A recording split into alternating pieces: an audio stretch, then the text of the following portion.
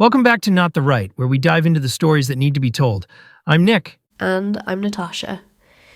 Today, we're unpacking a deeply troubling report from the Justice Department about the Lexington Police Department in Mississippi, a small town where systemic discrimination and civil rights abuses have created a chilling environment for its Black residents. That's right.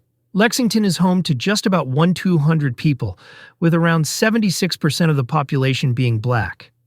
But recent findings reveal a shocking pattern of racially biased policing and excessive force that has been largely ignored until now.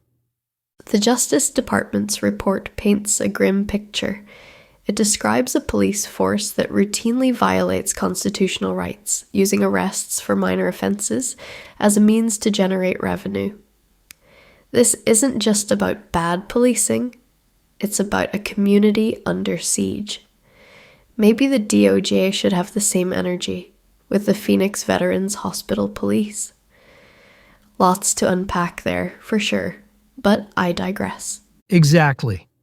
Imagine living in a town where your chances of being arrested for a low-level offense, like not paying a fine or even using profanity, are significantly higher just because of the color of your skin. The report indicates that Black residents were almost 18 times more likely to be arrested than their white counterparts. It's horrifying. The Justice Department found that Lexington police officers frequently used excessive force, with numerous cases of violence against unarmed individuals. In one incident, an officer kicked a handcuffed man so hard he wet himself, and when the officer was recorded saying he didn't care about civil rights, it just shows the blatant disregard for humanity. There have been serious repercussions for those who dare to speak out.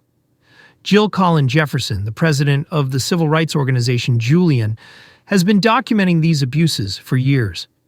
But it wasn't until federal attention was drawn to the issue that the community felt they could finally hope for justice. Jefferson was arrested just days after filming a police traffic stop, highlighting how the department retaliates against critics. This environment of fear and intimidation has left many residents feeling powerless. Let's break down what's been happening. The former chief Sam Dobbins implemented aggressive policing tactics that skyrocketed the arrest rates for minor infractions, with officers often leaving individuals to languish in jail simply because they couldn't afford to pay fines.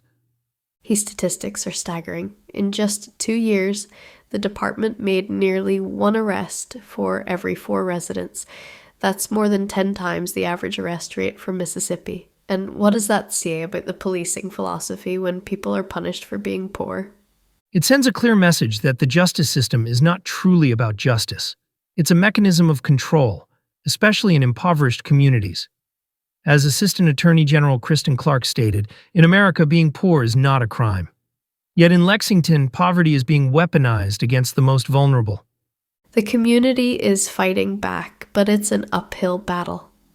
The Justice Department's investigation is part of a broader initiative to address unconstitutional policing, particularly in underserved areas. But for the residents of Lexington, the damage has already been done. As we continue to explore this story, let's talk about what happens next. The report has called for major reforms, and the DOJ is pushing for change. But will the local authorities comply? No. Will this lead to accountability for those who have abused their power? No.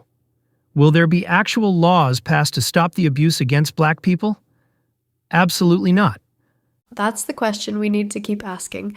But until being Black, poor, and existing is no longer a crime, the road to justice will be extremely long. And for the residents of Lexington, the fight is far from over. Thanks for joining us for this episode of Not the Right. We'll continue to follow this story and keep you updated on any developments. Remember to subscribe and share this episode. Let's spread the word about these critical issues and advocate for change together. Until next time, stay informed and stay engaged.